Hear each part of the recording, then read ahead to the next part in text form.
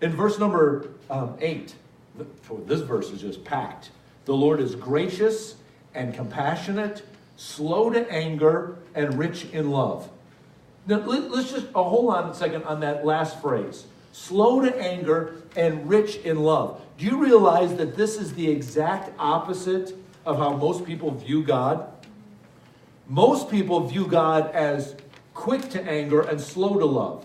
They view God as standing there with his lightning bolt, watching, waiting to see when you're going to mess up so he can go, bam, gotcha. But you know what David's saying? David's saying it's the exact opposite. He's watching, and if you mess up, he's going, come here.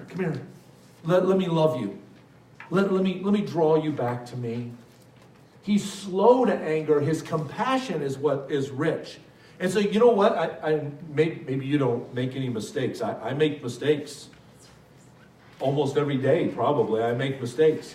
And here's a great thing for me to remember when I make a mistake, is that he is slow to anger and he's rich in love. When I make a mistake, I don't have to go, oh no, the lightning bolt's coming. When I make a mistake, I can say, oh, I blew it, but God, you are so rich in love.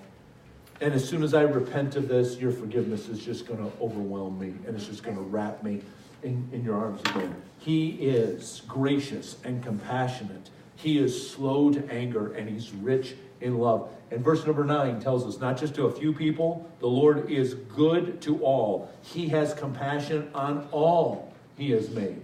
This isn't just for a select group of people.